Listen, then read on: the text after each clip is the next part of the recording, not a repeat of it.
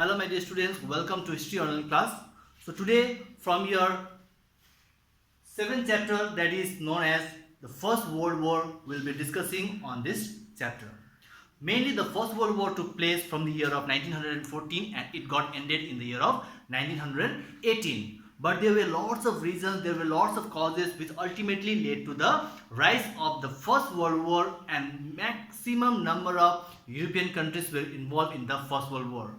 And when the First World War also started, all the nations of the world, they witnessed by seeing only the European nation involving in making themselves powerful, stronger in every field, like military field, administration wise, even making their countries very superior against the other nation. And in that way, just having a lots of tough competition against each other, finally there were lots of reasons or the causes that ultimately led to the First World War from the year of 1914 till 1918.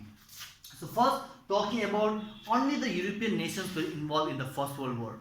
That means if you just get a comparison between the First World War and the Second World War, in the Second World War you'll see one Asian country that will involve, and that were known as Japan. But here we'll see completely only the European nation.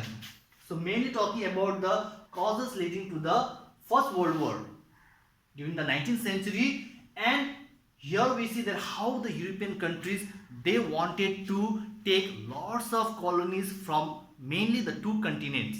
That means the countries which came under these two continents, first known as the Asian continent and second with the African continent. That means whichever the nations were residing, they wanted to put their power over those kinds of countries or nations and make lots of profit, wealth taking, and finally making their nations one of the most powerful, strong in all the field.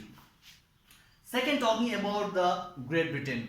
During those time, Great Britain was one of the largest nations under the European continent, focusing, and they were very much powerful in terms of every field that requires for nations to make very superior, very powerful, and making their country very high with all those sorts of facilities and amenities for their countrymen. Next, talking about the formation of alliances. So when the First World War were about to held, before that lots of European nations were involved and there started a division between those kinds of European nations, and it got divided into two armed camps or two groups. The first group was known as Triple Alliance, which was led by Germany, Italy country, Austria-Hungary country, and many other European countries. In the second armed forces, we will see with the Triple Entente, with the powerful countries like Great Britain were involved, France, USSR, and finally later on even United States of America also joined under this Triple Entente powerful group.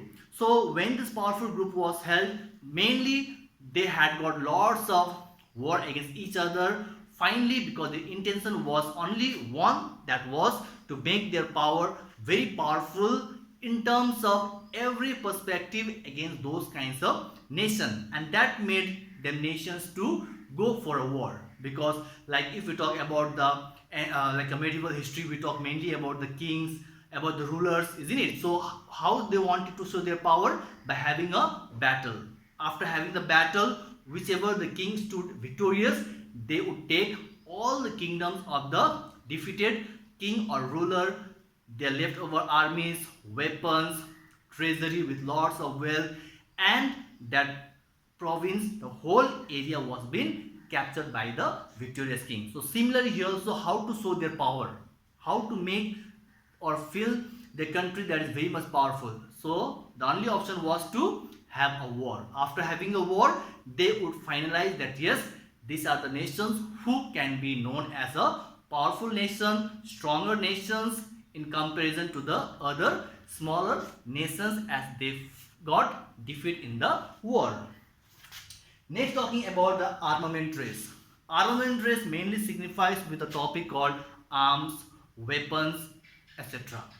So when we talk about the armament race, there was a lots of tough competition between all these European nations involving that how to make their country with all sorts of weapons, with lots of military base, with a naval camp, or even with the system with the proper training. And when we talk about the army or soldiers, mainly emphasize that how they, with the uniform, with the proper training, with discipline, and even with the weapons has to be provided to them, so that even the weapons they can fight against their enemies or against their opponent.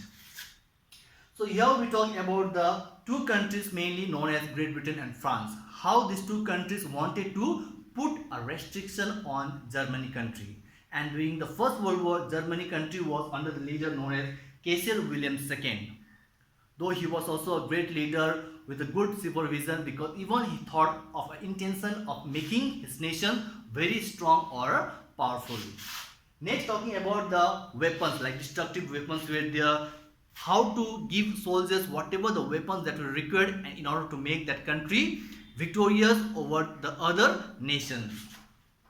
And even the different like ships were also been made, so that even the naval base camp was made especially by a Germany country with Kiel Canal dug. Even the Kiel Canal dug also was dug for later on for submarines, so they could also have a battle from those kinds of areas, and even a strict kind of naval base was also made, but it was under the supervision of Admiral Tirpitz.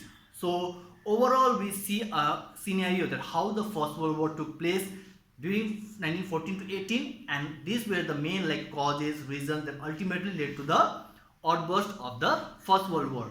And even the Lenin, who is also regarded as one of the great philosopher, one of the great like a reformer, even he has written a book mainly focusing on the imperialism, that how the imperialism is the highest stage of capitalism, because whichever are the powerful nations, if they want to take over the smaller PT like nations or states, they have to show their power in all the respective fields, and for that based on economic along with the profit. So how the economic sector capturing a land, using that, investing a capital that is money, and later on they could also earn lots of profit in the form of wealth, and that mainly made lots of attraction for those kinds of European nations, and even involving in the First World War. Hope you have understood the first part or the portion of your First World War 1914 to 18. The continuation part of this in more with lots of subtopics we will be continuing in the next class. Hope you have understood. Thank you. Stay safe, stay healthy.